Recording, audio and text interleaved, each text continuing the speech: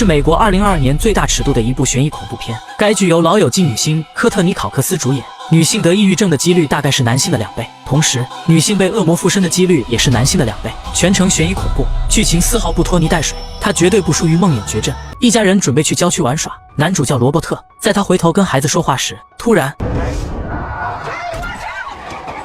一家人吓得惊魂未定。随后罗伯特和妻子下车查看，发现车底什么都没有。可刚刚妻子明明看到出现一个小女孩，罗伯特认为是一只鹿，但妻子却说她穿着一条花裙子，头上扎着蝴蝶结。罗伯特还在庆幸没有事情发生，丝毫没有在意事情的可怕性，随后便开车离开了这里。原来他在郊区以低价购买了一套别野。妻子一回头，发现一个女人站在门外，用诡异的眼神看着房子。妻子要罗伯特过来跟邻居打招呼，一回头人却不见了。他们丝毫没在意诡异的事情即将发生。房东给他们介绍了一下房子的布局，妻子突然觉得特别冷。房东诡异地回答道，说完之后就把钥匙交给他们，急匆匆的就离开了这里。两夫妻觉得房东说的话是在开玩笑，还非常开心能买到这么便宜的房子。一家人在庆祝终于有了自己的新房子。晚上妻子正在烧水，突然听到后面有叮叮当当的声音。妻子抱着好奇心害死猫的情况下走过去查看，发现原来是窗户没关。走到窗户外查看，发现什么都没有，他以为是风吹的。就在他关窗户的时候，狗子对着空气不停地叫，最后被吓走了。突然听到有人在敲打玻璃，打开窗帘一看，妻子吓得赶忙冲进卧室，告诉丈夫刚才发生的事情，说一个女人歪着头对着他笑。随后罗伯特跟着妻子来到窗户前查看，发现什么都没有。罗伯特以为妻子太过劳累产生幻觉，谁知诡异的事情才刚刚开始。第二天，妻子把2个孩子送上校车，校车刚走又看到了昨天那个女的。妻子在不停跟她打招呼，这个女的看着房子不知道在嘀咕什么。妻子心想，你这么不给我面子，那就给你点颜色瞧瞧。一辆汽车驶过，这女人又消失不见了。妻子回到家，在阁楼上开始办公。她是一个小说家，需要安静的地方写作。突然发现有一个诡异的木偶一直盯着她，接着就有一个跳跳球滚在她脚下。她捡起球环顾四周，发现什么都没有。这时狗子又开始对着空气叫唤起来了。女人以为狗子在跟她玩耍，随后把球丢过去，然后转过头开始写作。谁知狗子越叫越凶，她好像发现了什么。妻子趴在地上，发现一本相册，打开一看，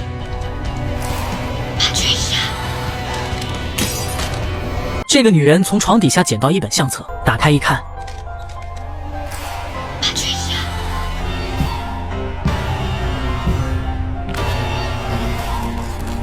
妻子赶紧把罗伯特叫回来，两人四处寻找跳跳球都没有找到。妻子表示自己绝对没有出现幻觉，相册可以证明照片里就是在窗户看到的女的，还有马路上那个小女孩。罗伯特拿出相框给妻子看，谁知上面的照片是他之前的照片。两人因为买了便宜货，都说便宜没好货，因此大吵了一架。这栋别野经常会发生诡异的事情。女人继续坐在阁楼上无精打采的写作，突然灯泡一闪一闪，女人瞬间瞳孔扩大，仿佛有什么东西附体一样，1分钟能打60个字。灯泡越闪越亮，画面突然转变，一个红衣女子背对着你们，就问你们慌不慌。另一边罗伯特正跟家人聊天，妻子突然出现在后面，像往常一样的态度，还热情的打招呼。几人非常的惊讶，妻子带着他们玩起了奇怪的游戏。夜晚53刻，一个奇怪的声音不停喊着女人，她从梦中惊醒，一个人下楼查看，看见狗子把台灯搞倒了，随后狗子把他带到后山，突然看到2眼发光的东西。就在这时，他的手电筒也出现了问题，女人吓了一跳，灯突然打开了，发现原来是一只鹿。女人顿时松了一口气。回到家中，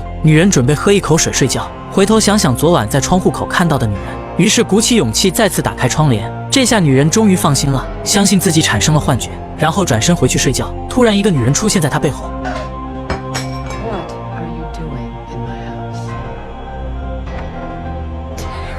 原来是一场梦。继续准备回去睡觉的时候，又听到门外传来高跟鞋的声音。他来到外面四处查看，以为是自己的女儿在这里经过。此时楼下唱片莫名其妙的响起，顺着声音来到楼下，看到一根金色的彩带诡异般的移动。女人正想打开门，原来是一个衣柜。女人扒开衣服，发现里面什么都没有，随后听到墙里面有声音，衣柜的门突然关闭了。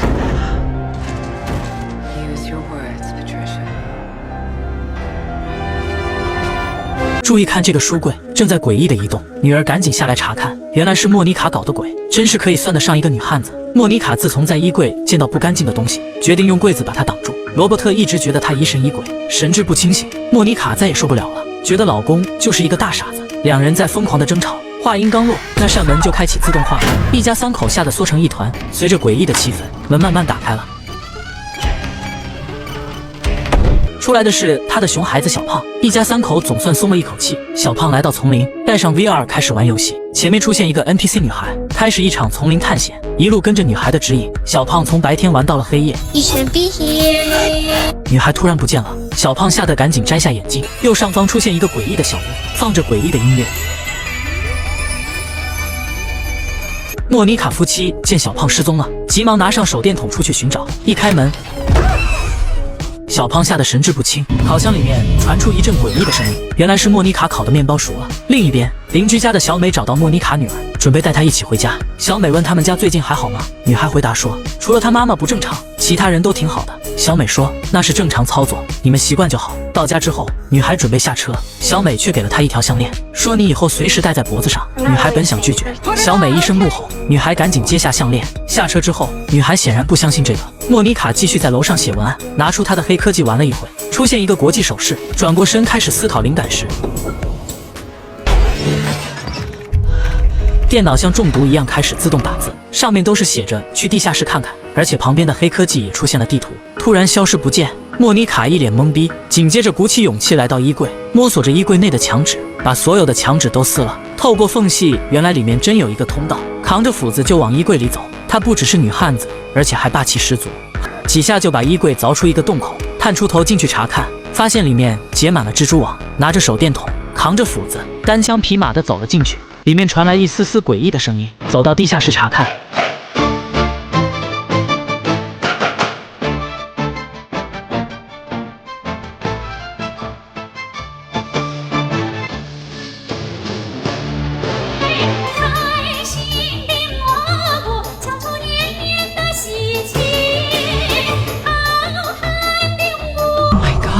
这个女人在药店偷了一支口红，做贼心虚的四处查看，正准备开始化妆的时候，突然窜出一个金发女。原来这个金发女就是那栋别墅的房东。莫妮卡问道 Is there something you forgot to mention about the house you sold us? Of course she has stories to tell. Every life leaves a mark. Secrets and old clocks, like your medicine is ready. 她尴尬地说道是过敏药。 I have your clonazepam? 原来她买的是抗精神的药，而且这个药吃多了会产生幻觉。另一边，罗伯特下班回家，看见家里乱糟糟的，以为是进了贼，顺着残渣碎片的痕迹找到地下室。原来莫妮卡在地下室发现了声音的源头。Why aren't you so fucking happy?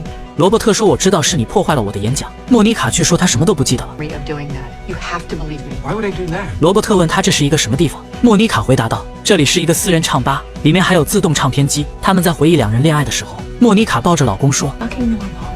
You're not gonna recognize us. 晚上睡觉的时候，莫妮卡手机突然收到一条短信，上面写着叫她来地下室。莫妮卡来到地下室，之前出现的那个女人正在等她。莫妮卡说这个音乐是你放的吗？女人介绍自己叫玛丽。莫妮卡问电脑上那些内容都是你写的吗？玛丽回道说这是我们两个人一起写的。 Big day. It's time to celebrate. 莫妮卡却说我16年没喝过酒了。玛丽却说那不是你的作风，现在我们是同一个人。说完之后递给莫妮卡一杯酒，看来后面的事情越来越诡异了。莫妮卡接过酒杯一饮而尽，喝完这一杯感觉不过瘾，还想来一杯。我甚至想到伍佰的一首歌。来来来，喝完这一杯，还有一杯。画面随着地下室来到外面，一直穿过丛林。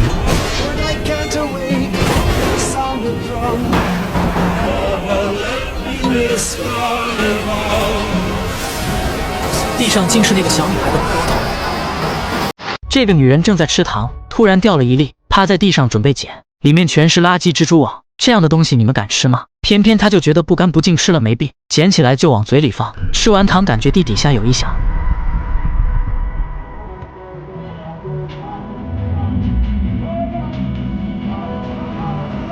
莫妮卡走到地下室查看，突然。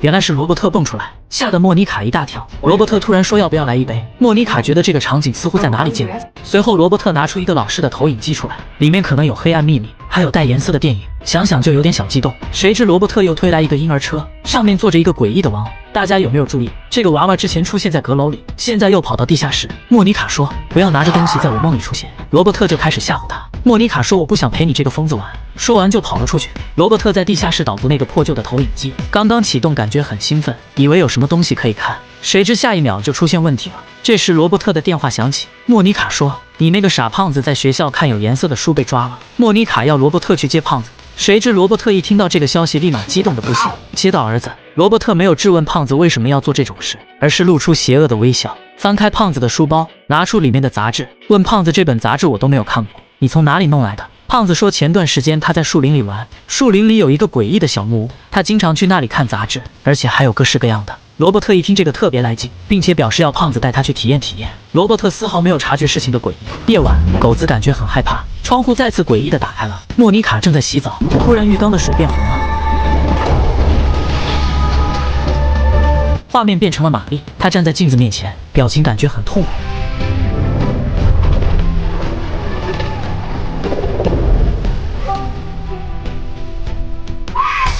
另一边，莫妮卡也受到了同样的伤害。他一脸的懵逼，这到底是幻觉还是现实？来不及多想，莫妮卡赶忙清理伤口。这时电话响了，是罗伯特打来的。罗伯特问莫妮卡：“你的写作弄完了没？”莫妮卡说：“我好像被人控制了，笔记本被我一拳砸烂了。”罗伯特说：“你真的压力太大了，要不要出来放松放松？”莫妮卡说：“我还需要写作，没时间陪你。”与此同时，莫妮卡女儿正在养老院做义工，女孩的男同学带她去见他的女朋友，女孩很友好的跟他女朋友打招呼。男同学介绍到这是刚搬来的邻居，而且这辈子都住在山里。老太太一听，你们要赶紧搬走，不然你就会死在树林里。 You'll die in the trees. Stay away from the house in the trees. What? Okay. Can we get some help in here, please? 女孩吓得赶紧离开了这里。晚上，傻胖子正在小木屋看杂志，木板上突然出现一行字，随后衣柜里又出现新的字。莫妮卡一个人坐在地下室，准备约阿飘出来谈谈。谁知白天罗伯特怎么捣鼓不好的放映机，突然出现了画面，画面里出现玛丽一家人，上面还有一个小男孩，小女孩拿着蛋糕，吹蜡烛的是玛丽，但是小男孩一直没出现过。他们也是一家4口。这个胖子正在玩 VR 游戏，突然冲出一个 NPC， 胖子问他这个故事结束了吗 ？NPC 另一边，莫妮卡终于把写作完成了。她找到编辑卡姆，本以为编辑会觉得这本书不错，谁知卡姆却说：“你后面书的内容完全接不上，没有一点吸引力可言。这本书并不像是你之前的风格。”莫妮卡听完之后，知道前面故事是爱丽丝附身写的，难道自己的写作能力这么差吗？卡姆表示，如果你想继续合作，你就要回到你之前的风格，别人才会看你的作品，会给你去点赞。莫妮卡表示再给他一点点时间，可以完善一下内容。回到家中，莫妮卡开始又在阁楼上写作，她一直在召唤爱丽丝，请求她再支援一下。身后的灯泡突然闪烁了一下，似乎好像没什么变化。她老公罗伯特走了过来，提醒她别忘了参加女儿的音乐会。原来她女儿在圣教歌颂中当上了主场。莫妮卡带着家里人都来了。罗伯特的胡子很是特别，小胖子走到哪玩到哪，听着女儿优美的歌声，莫妮卡的心已经飞往九霄云外了。就在不远处，有一个帅气的神父对莫妮卡勾了勾手。莫妮卡满脸疑惑，莫非有人看上了她？怀着满脸好奇心跟着神父，神父直接走了进去。莫妮卡也跟着过去开始祷告。她有罪，她写的书基本上没人看，但是被恶魔附身后写的就很招人喜欢，可能是药物引起的幻觉，这还有回旋的余地吗 Father?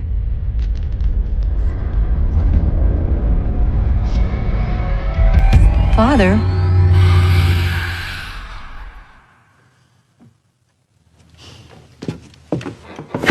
Take the drugs. Fuck! Oh, fuck.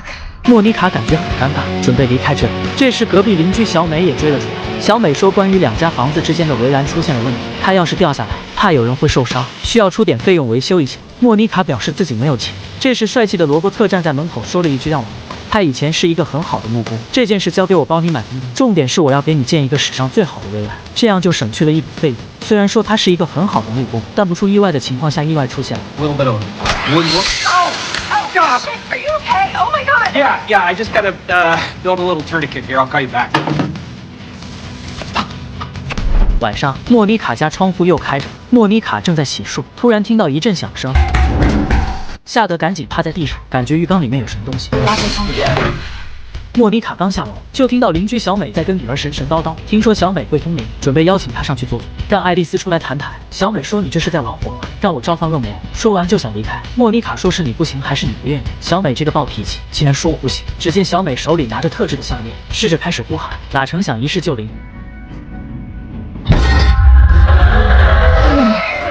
小美瞬间就不受控制，在纸上开始乱涂乱画。莫妮卡随便拿起几张纸，表示怎么都看不懂。忽然后面传来一句 It says she's here. 爱丽丝再次现身，你这么快就找好帮你写作的人了吗？莫妮卡说，你别开玩笑了，你能不能再跟我一起完成写作？爱丽丝表示没有兴趣，这样对我有什么好处吗？莫妮卡说，要怎样你才能答应？爱丽丝说道，我要进入你的身体，感受生活中的一切。莫妮卡说，那不就等于一切都是你的了吗？那绝对不可能的。小美手速越画越快。Patricia, it's your choice. You can either be the rock, or you can be the burden. Okay, Rosemary. But swear you'll leave when this book is done.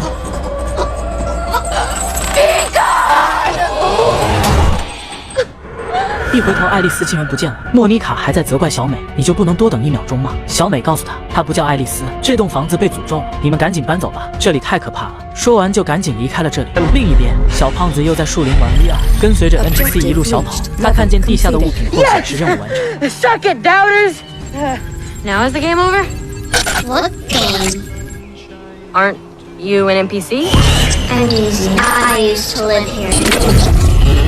小胖赶紧取下眼镜。In the dusk of the twilight. Oh, shit. 回到家中的小美发现自己的护身符不见了， This is for you, 就像 Patricia. 着了魔一样。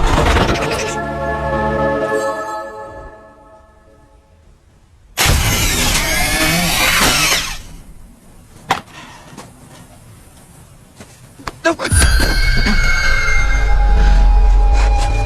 my God! Pat! Pat! Our neighbors on the fence!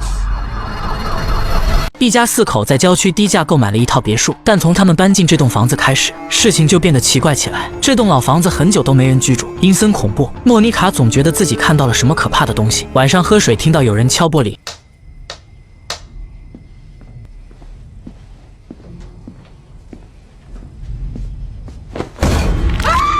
睡觉的时候，他突然出现在身边，但似乎又只有他能看到那些奇怪的东西。本剧开场有这么一句话：女性陷入抑郁的可能性是男性的2倍，被鬼缠身的可能也是男性的2倍。这2件事情有看起来相似的症状，所以本剧到底是真有鬼存在，还是女主只是精神出了问题？本期会给你带来答案。女人一觉醒来，发现自己站在阳台上，脚上还穿着高跟鞋，家里人丝毫没有察觉。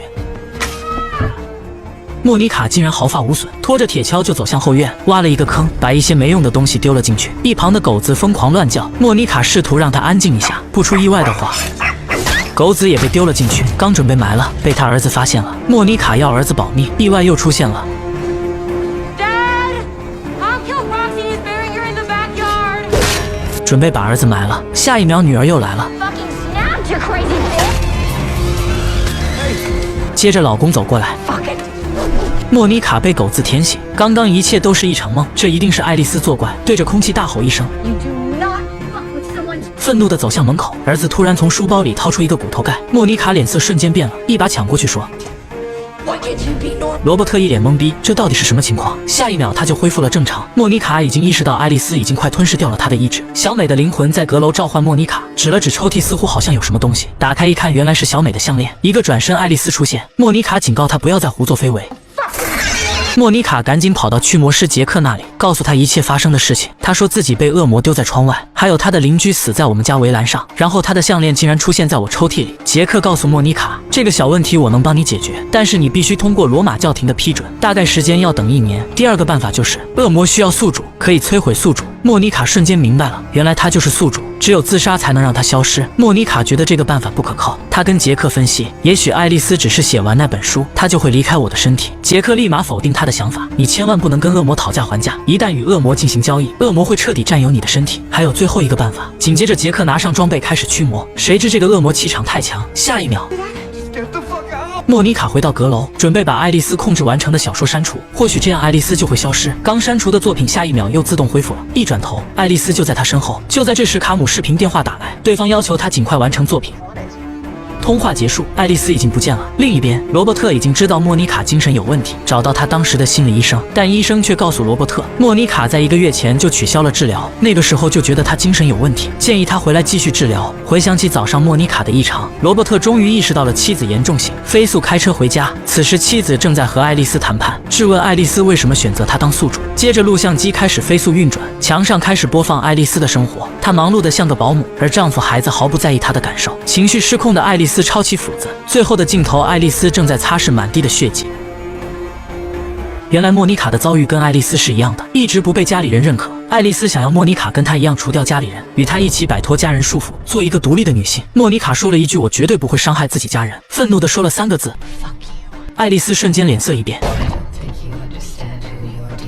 莫妮卡直接把整瓶药往嘴里倒，接着就一阵恍惚。此时罗伯特来到阁楼，桌上的打印机突然飞速运转，不停地冒出莫妮卡的文稿，竟然是他的小说结局，上面赫然写着莫妮卡用斧头杀了自己的家人。当他转过头时，被控制的莫妮卡拿着斧子站在身后，莫妮卡一斧子砍了过去，罗伯特一个躲避，拔腿就跑，莫妮卡一路紧追，把罗伯特逼在墙角。罗伯特手里拿着剑刺向莫妮卡，莫妮卡一斧子把她拍下了楼梯。看见丈夫从楼梯摔下去，她马上恢复了理智。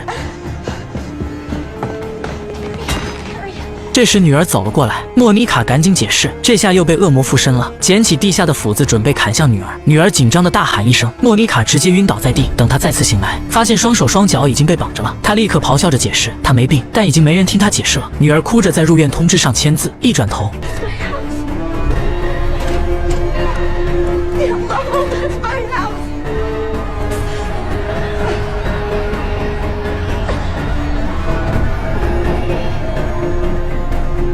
故事到此结束。